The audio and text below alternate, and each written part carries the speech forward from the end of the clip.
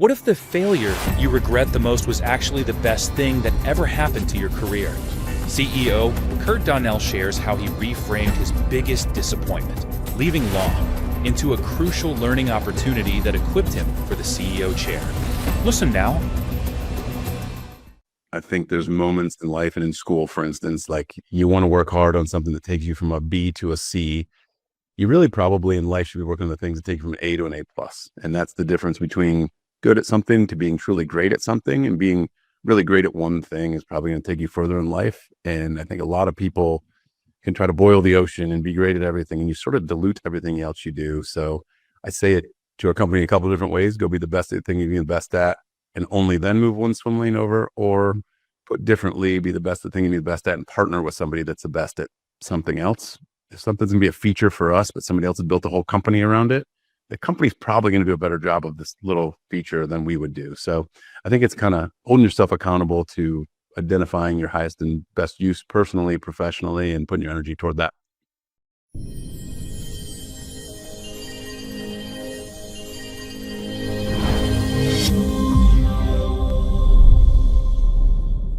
Hello and welcome to another episode of the Break Free Podcast. I am your host, David Mansilla. Today we have with us Kurt Donnell. Kurt, welcome to the show. David, thank you so much for having me, man. I appreciate it. As you know, Kurt, this podcast is dedicated to interview business leaders that are really making an impact with the companies they are leading. And it's a privilege to have you with us. Tell me, for your audience, give me your full name. Where do you live and what do you do for a living? My name is Kurt Donnell. I live in Scottsdale, Arizona, and I'm CEO of a company called Freestar. What does that mean I actually do? I think HR most of the time. I think most CEOs spend their time doing the 3D puzzle of people and how we put everything together and, keep everything moving in the right direction. I would say HR and finance, right? HR and finance, yeah. There's a little bit of the fun part of like building some cool products and things like that, but, trying to keep the wheels on the bus, right? This podcast is brought to you by ISU Corp. Are you having trouble with your software projects? Is there a project that's taking too long or a technology you can't handle? We can help. We are ISU Corp, experts in custom software since 2005. With almost 20 years of experience, we can solve any technical problem from new businesses to satellite software. We've done it all. Let us turn your ideas into reality. Learn more about how we can help by visiting us at www.isucorp.ca.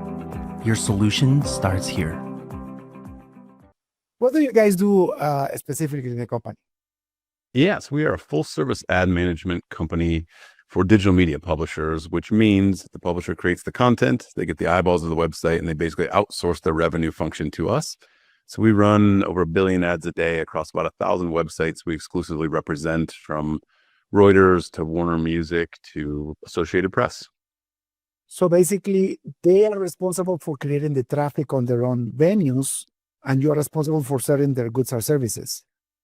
The ads, basically, there's the ad space you see on any website. Most ads are sold in a real-time auction in a matter of milliseconds. So we have tech that lives on the page, runs that auction, and built some interesting things on the machine learning data science side that dynamically selects which bidder should we invite to this auction based on geo, device type, connection speed, and a number of other variables, to make sure that the publisher makes the most possible money from that space they have available for ads on their site. So a very weird kind of tech-enabled service business we run, but it's kind of like high-frequency trading, if you will. That is crazy. I didn't know that. So, okay, let's explain that a little bit slower because I'm in tech and I wasn't aware of that. So you're saying that the ad space is being sold by the millisecond?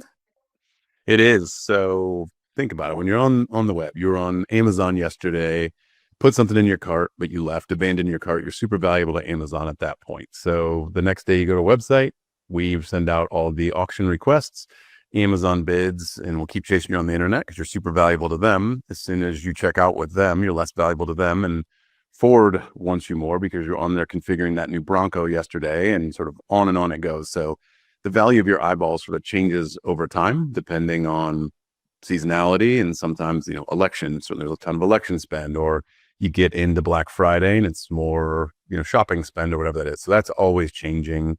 And there's differences, of course, across geography, demographics, any number of different things around the world. And we handle all of that in 500 to 1,000 milliseconds. That auction is run. We can call 20, 30 different bidders to see who's willing to pay the most, and then optimize that revenue for our publishers, collect all the checks at the end of the month, and just cut them one single check and take all the headaches out of advertising for them. That is amazing. So basically, you manage the real estate ad space for your clients. And so the companies that buy the ad space, they must have to do it automated too, right? There isn't a manual person going, oh, I want to buy an ad space here. No, it's crazy. Like I said, it's sort of like high frequency trading, and the whole flow is sort of nuts because it goes advertiser to an agency to something called a demand side platform that works with them on the targeting, what kind of segments of the audience do you want to buy.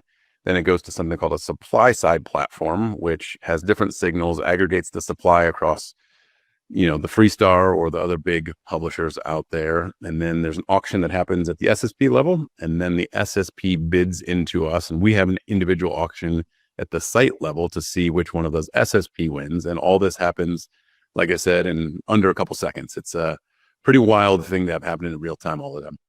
Do you know how did this actually happen? Because I remember back when we were talking the .com era and 1999, 2000, I think you're old enough to remember that too, where we were building the internet e-commerce space. And I can't believe it has gone so sophisticated that it's only machines actually buying and selling.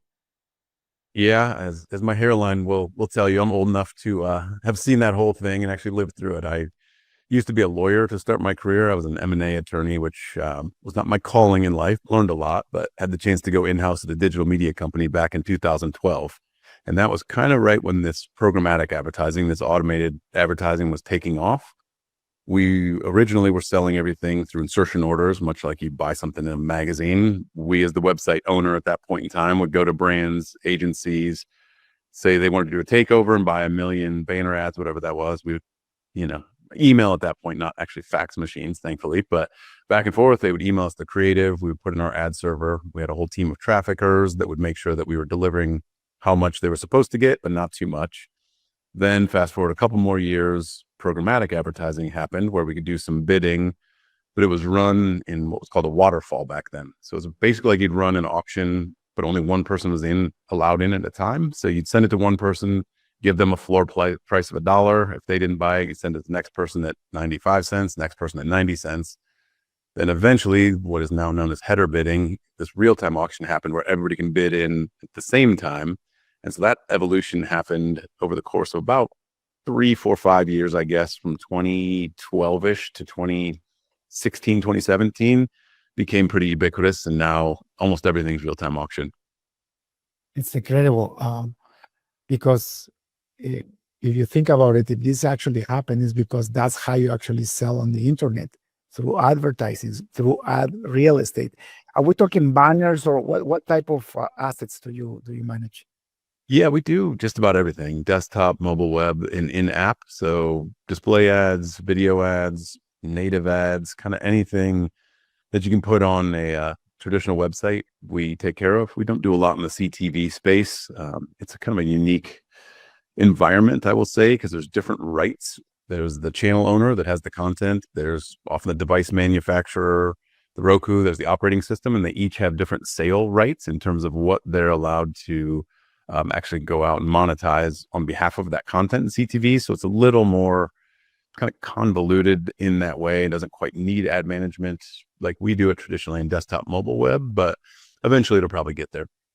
That's amazing. So, Kurt, becoming a lawyer is very hard. And very few people actually make it through law school. Tell me, why did you get into law school to begin with? Because I was a foolish kid at age like 13 or 14 and decided for some reason I was going to go become an accountant and a lawyer because I thought that would make me a CFO for some reason. I don't know. It doesn't make any sense. But once I get something in my head, I usually go get it done. And so I went and got my undergrad and master's in accounting. Never actually got my CPA because they changed the law where I was living and you had to actually practice for a year to become a certified public accountant. But, got through the whole thing and then went straight to law school, thinking I was going to be this high-powered M&A attorney, help structure all these deals, only to realize that the business structure all the deals and the M&A attorneys just write it down. You're just a scribe. And not doing those blockbuster deals. It changes over time, and later in your career, you're probably a little more involved. But I don't know. I like making the deals more than I like writing them down. Wow. So you actually have an accounting degree and then an a law degree. So you were really mentored, and you were 13, and because I was 13, I wanted to become an airplane pilot, and it never happened. Yeah, I wanted to be either a lawyer, an architect, or a pilot, and I chose poorly and went lawyer. I've ended up getting to scratch the itch in the architect thing. I've built a few houses and done some big remodels, or I've gotten to, play that on TV a little bit. Still don't have the pilot's license, though. It is high on the list. My wife doesn't like it, but I'm going to make it happen someday. So you become a lawyer. You have all this schooling done, which is very expensive. What do you do next? You start looking for a job as a lawyer? Yeah, I was lucky enough to have that lined up during law school. I was getting out in the 2005, 2006 timeframe when the economy was amazing. Every law firm was hiring. And so had a number of jobs lined up, went and worked for a firm back in Ohio. From Ohio originally, went to Miami of Ohio for undergrad and law school at the University of Virginia. Thought I was going to move out west, but you do some silly things for girls sometimes, like move back to Ohio. So thankfully it was my wife, which was good, but moved back there, practiced there for 4 or 5 years, large law firms, including Jones Day. Decided it was time to actually get out west and moved to Arizona in 2010. Was trying to change career at a point in time, but that's kind of mid-recession, trying to find a job in 2009 and switch fields was something else. So moved out here. I've lived here about 15 years and just adore the Southwest. Plug for Arizona to come visit if you've never done it, but practiced law for another couple of years and then finally made my escape. Went in-house at a digital media company in late 2012, cut my teeth in the media side, was hired as a lawyer. Did you get in there as a lawyer or as an accountant, or how was that job interview too? Because that was a dramatic shift in your life, right? Yeah, it was an interesting moment. I was very lucky. It's sometimes the classic, it's who you know, not what you know. There was the company I ended up going to, which is called She Media, women's lifestyle, publisher of digital websites, finished a bunch of other websites. It was actually getting spun out of another company. A private equity group had invested in this parent company, and their exit was basically to spin out this She Media brand. Luckily enough, a friend of a friend worked at that parent company, and he had been a lawyer turned business development guy, and they just kind of liked that profile. So when they're hiring the new executive team inside of the spun out She Media business, I was hired as the lawyer first. Within about 2 months, took over the business development team, audience development, corporate development. We did a bunch of acquisitions and ended up in sort of a COO like role there after 4 or 5 years. And yeah, got to cut my teeth on everything. It was great. You didn't become this successful CFO, but you actually became a successful COO. So it was very sharp what you were thinking about when you were 13 years old. Yeah, it had to be see something. I've realized I'm better. I don't know, get to be involved in the conversation than just taking orders. Of course, yes. Isn't that fascinating though? It's hard to find a person like you with all this schooling and moving right into the side of business. I was brought up as a software developer and then an architect, and then I became an entrepreneur in 2005. And most of the clients I started working for the first 5 years of my career as an independent contractor was for very successful software companies that were run by accountants. Huh. So these guys were very successful accountants that saw a niche, saw a need, and because of their business acumen, they were able to hire us to build their platform, to build a software business around their idea, and they became multimillionaires. It's fantastic. I think sometimes it's better to be lucky than good. And there's a lot of moments where you just step into the right situation. I've had a couple of things that didn't work great. That company at She Media, I thought it was the shortest path to $1 million was going to be so easy. It was harder, but in hindsight, I learned so much. The next company I took public, it was a yoga company, and was flying all over the country, taking yoga class, buying yoga studios for a couple of years and helping run a public company. It was great. And then COVID happens, and that, unfortunately goes bankrupt. But I learned so much from that one. I had left a little bit before COVID on that one. Lucky, I guess, on that side of things. But kind of finding yourself in the right place at the right time with the right people around you, you just can't put a value on. And the universe is going to nudge you in some interesting ways when it's time, whether it's to make a change or go into women's lifestyle, digital media, which my buddies from college got a great kick out of, that was going to be my future. But it was good. And part of the journey. I'm a man of faith. I'm in love with the Lord Jesus Christ, and I tend to get my wisdom from the Bible nowadays. And one thing that I have learned now in my 53 years in this world is that failure is an option. If you consider your failure as a learning opportunity, you only have two ways to live life: winning or learning. Either you're winning or you're learning. And when you're winning, you're not learning anything, because when you're winning is you're applying the lessons that you learned when you were failing. I could not possibly agree more. You learn so much more from the losses than the wins every time. A good buddy of mine, Jonathan Kaiser, here in town, wrote a book, but basically makes the point that everything in life is a blessing. It's really tough to know why it's a blessing in the moment. Like, I lost a good friend last year, and in those moments, you're just soul searching a little bit of like, why does this happen? And haven't quite found the blessing in that one yet, but learned some things along the way that, I'm, I guess, grateful for one way or the other. And I would encourage the audience to try to treat anything that happens to you in that light, because it's going to teach you something. It's going to show you something. You're going to learn. You're going to meet somebody you never would have met because of some seemingly tough thing happening. And I think that's a great way to get through the tough moments, but also to grow as a person over time. When you go through your life, you go into a testing period, and the testing, and I'm talking from the faith perspective now. And I know this is a business podcast, but we must actually express what we feel, because when you go through that testing period, it's exactly like when you go through university. Mm-hmm. You get taught, right? Then what happens? Then you get tested on what you learn, and whether or not you show that you actually know it, either you repeat the test or you go to the next level. And what's happening in the next level? It gets tougher. It's like a video game. It's exactly like a video game, right? It gets harder the higher you go, but it's the more advanced you become, the easier life becomes if you look backwards. So, for example, the Bible shows that when you go through the trials and tribulations, you need to be extremely joyful. Mm-hmm. That's supposed to be your attitude: joy and peace, knowing that what you're learning, the suffering, is going to make you a better person at the end, if you learn the lesson. If you don't learn the lesson, the test keeps repeating itself and repeating itself. And that's your attitude. I've seen many people that were very successful very fast, but then they have a failure in their life, and it's so dramatically broken them that they give up. Have you seen those type of people? Oh, completely.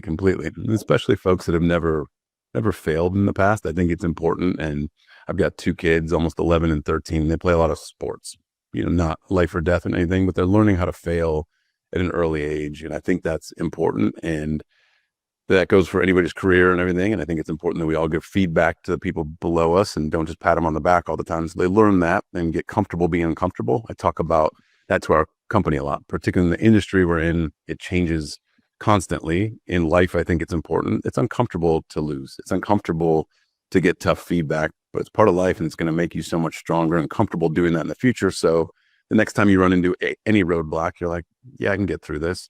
And we all need to remember our track record of getting through tough days is 100%. Like, never once have you not gotten through one, so there is that element of things a little bit, but I'm grateful for the bumps in the road. I can't say 10, 15 years ago, I had that same clarity, but I think, you get a little older and a little more gray in your hair, and you realize that you're actually helping yourself and learning from those things as opposed to just stubbing your toe. Exactly, right? So when you change your attitude when you're going through that test, even if you fail the test, you go at it again with a different perspective. You pivot and you apply the lessons learned from that failure, and there is nothing but success. Yeah. And when you're in that level, the bigger challenge comes in, right? And it's like, okay, how do I figure this out? And if you don't, right, if you stay stagnant, because that's another option. I've seen many people do. They go through trials and tribulations and successes, and they reach a certain level and say, okay, I'm going to stay here. Mm-hmm. And they start to rotten, because as human beings, we're supposed to grow and evolve every single day of our life.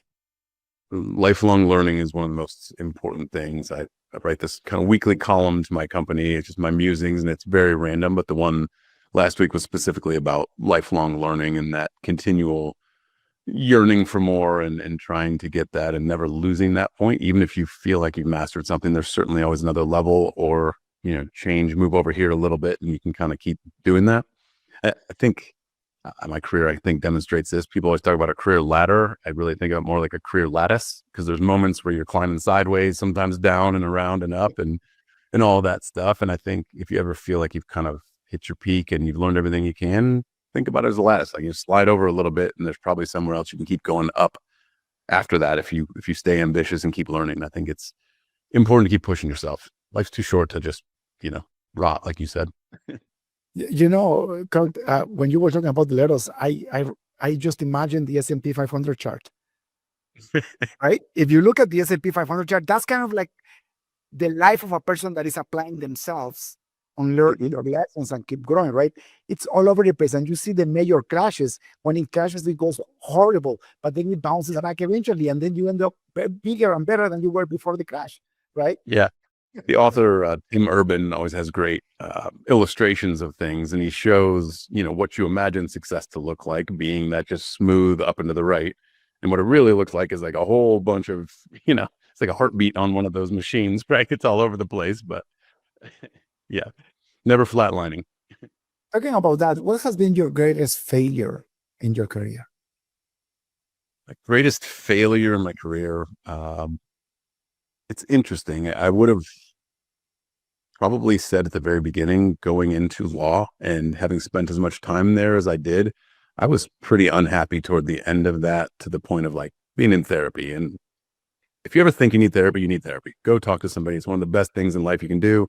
Men don't talk about this enough, particularly. I think it's important. So I would have said kind of doing that, making a bad career choice. But in hindsight, it was one of the best things I've ever done. I got to, particularly as an M&A lawyer, see 50 or 100 different business models, learn a little mini MBA and all of those different things, pick up things along the way.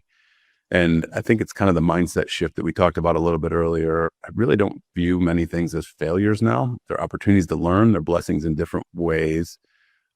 Certainly had failures where products we've launched just fell completely flat, or companies that I thought we should have pivoted didn't pivot. And it just drives me nuts that I wasn't able to articulate the reason why we should pivot well enough in advance to get that done. So, those feel like failures in the moment.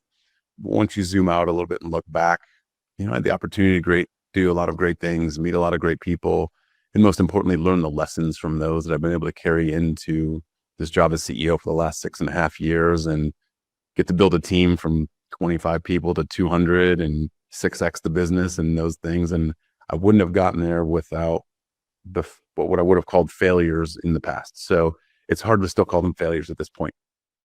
Yeah, learning lessons, right? And I also call it the rite of passage.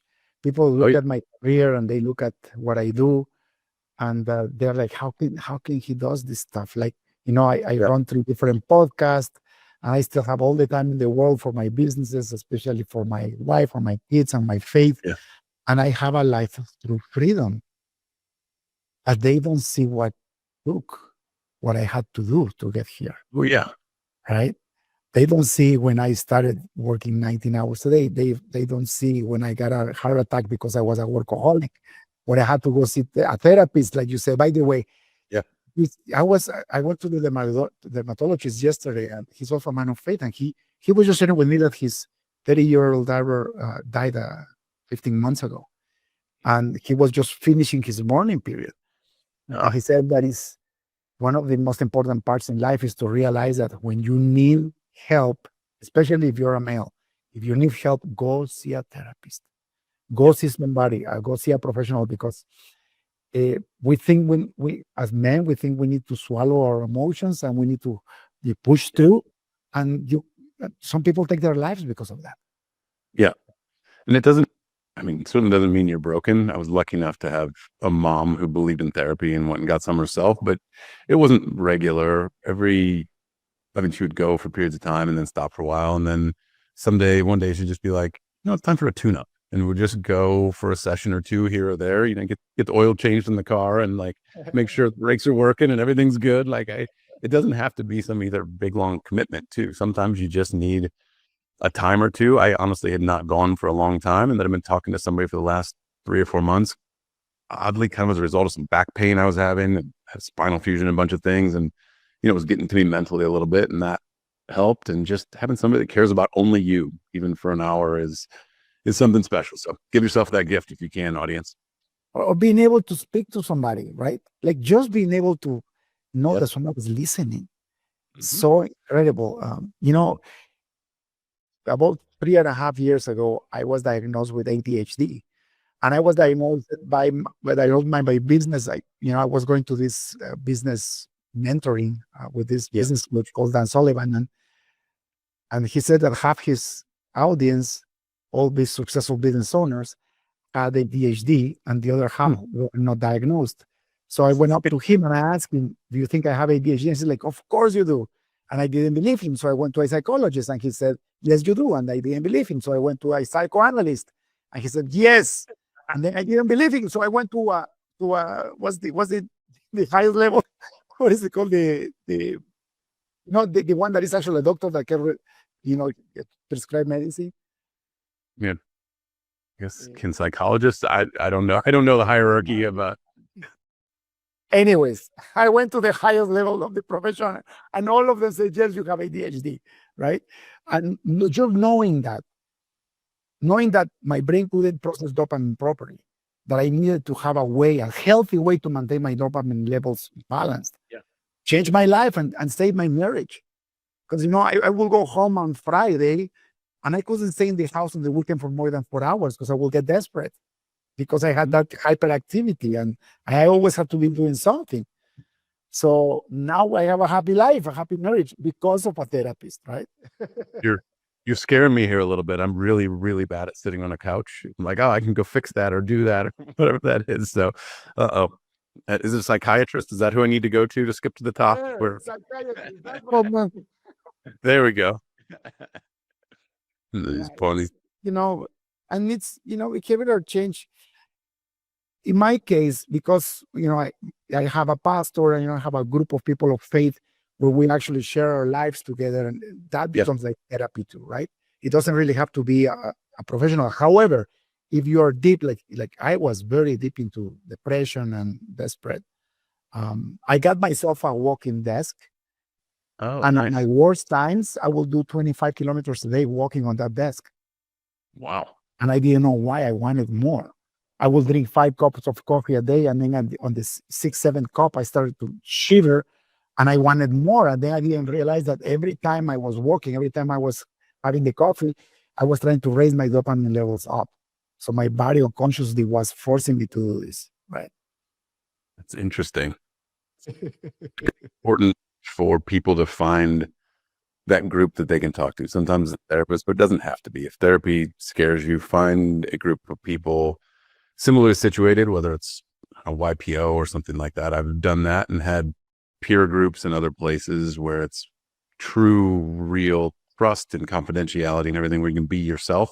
It doesn't have formal therapy. Like, people don't like that. Like, find somewhere you can be the authentic self. Faith, like you said, more formal religious settings, not exactly my thing, but I find that in other places in my life that I think has a similar impact, and encourage everybody to find that for themselves.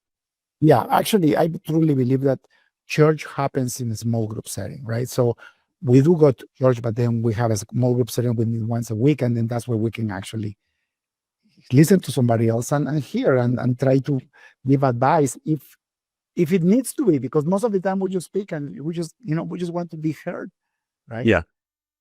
We're also terrible at taking our own advice. There's a name for there's a law around this, but we're very good at giving advice and terrible at taking it. And I think being part of those small groups where you hear somebody else's challenge and you're like, wait, I've got that. You give them advice, then you're able to kind of turn that around and like, I should probably look in the mirror on that one. That's probably talking to myself a little bit right now, Coach, what's next for you? Another thing that I found in my career is that once I get to the top, to where you are, it gets very lonely. That's why I started looking for YPO type groups, right? I'm in 3 of them now. I'm out of it because I'm more into my faith, but it's supplying the same type of thing. Yeah. And now my eyes are expanding, and I just want to become, a person that manages multiple different liaison businesses that creates an ecosystem. That's my next. What's the next for you?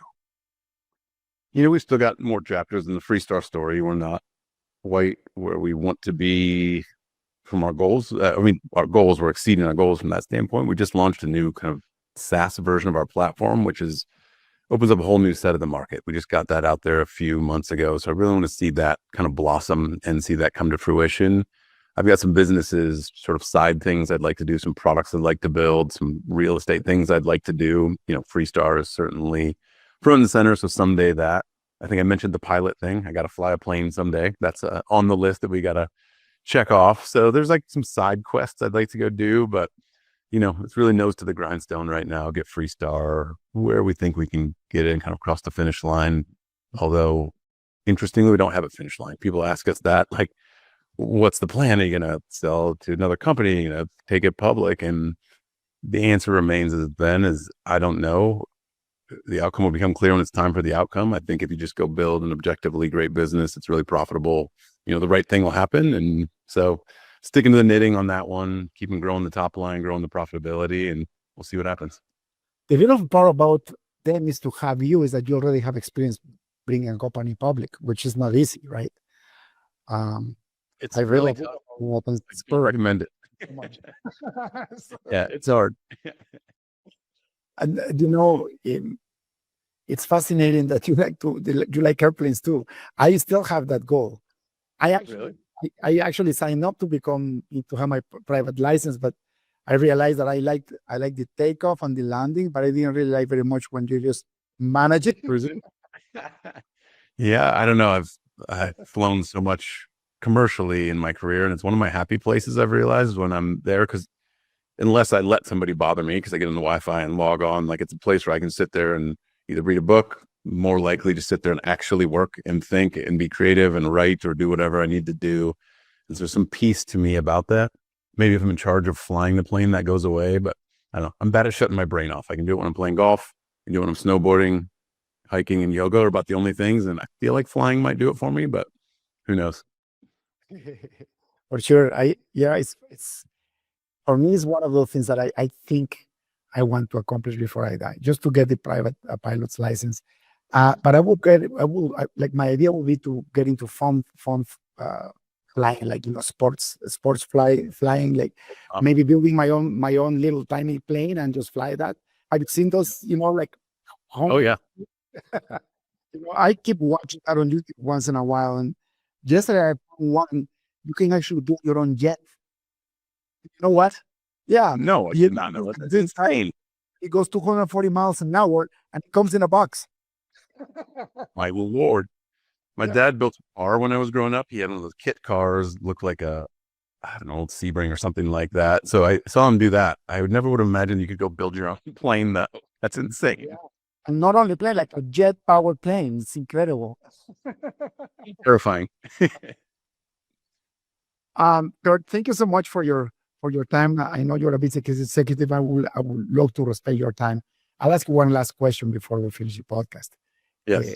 If you had access to a billboard in front of the busiest highway on earth, what would you write on it? Whew, that is a good question. I think this has been really top of mind. I was writing my note to my company this week and just making sure that you don't chase shiny objects. It's focus your energy on going to be the thing you can be the best at. I think there's moments in life and in school, for instance, like you want to work hard on something that takes you from a B to a C.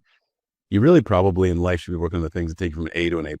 And that's the difference between good at something to being truly great at something, and being really great at one thing is probably going to take you further in life. And I think a lot of people can try to boil the ocean and be great at everything, and you sort of dilute everything else you do. So I say it to our company a couple of different ways. Go be the best at the thing you're the best at, and only then move one swim lane over. Or put differently, be the best at the thing you're the best at and partner with somebody that's the best at something else. If something's going to be a feature for us, but somebody else has built a whole company around it, the company's probably going to do a better job of this little feature than we would do. So I think it's kind of holding yourself accountable to identifying your highest and best use personally, professionally, and putting your energy toward that. You just gave the definition of success. I was stuck in my career because I was trying to become better at the things that I didn't like doing or I couldn't do properly. Until somebody gave me that advice. It's like, why don't you focus on sharpening the skill sets that you were born with and the stuff that you actually like to do, and hire your deficiencies hire your deficiencies or partner up with your deficiencies, because your deficiency might be something that is shiny to somebody else, right? And then you become a powerhouse. It's true. Do I get the other side of the billboard too? This is the most personal one. I get both sides of the billboard, okay? The other one is to remember that every time you say yes to something, you're saying no to something else. And every time you say, I'm going to go to this extra work happy hour, you're saying no to seeing your kids. Every night you spend an extra on the work trip, you're not putting your kids to bed that night. And there is a real trade-off every time you say yes to something. And I think you should say yes to everything you can up until about the age of 40 and then start saying no to a lot more things after that. But it's a good personal reminder that I was doing a bad job of, and try to run every decision through that filter now, particularly as it relates to kind of work versus personal life. So there's the other side of the billboard for you folks. Another piece of wisdom. Thank you so much. Actually, for doing that, I got a heart attack in 2011 because I said yes to so many things that I couldn't control the stress, and it became into a heavy angina, right? And my family, I saw my kids growing up horizontal, because I will go home, they were asleep, and I will leave the house and they were still asleep. Yeah. Not a way to live. There's a balance. I mean, we've obviously got to go build things and provide for the family, and I'm very proud of that stuff, but also just as proud that I'm at almost all their sporting events and school events and all of those things. And, gotta balance those. It's tough, but important. Amazing wisdom. Thank you so much, Kurt. May the Lord bless you and grow the company the way you're growing it, and keep having an amazing life. Truly, thank you so much for having me today. This was just a blast. Love talking about this stuff. Yes, Kurt. Thank you so much. Bye-bye. That's all for today's episode of the Break Free Podcast. Head on over to iTunes and subscribe to the show. Starting your own business can be tough, but it doesn't have to be. Visit davidmansilla.com to pick up a copy of the #1 international best-selling book, Breaking Out of Corporate Jail. Expand what you consider to be possible and reach your full potential. And join us on the next episode.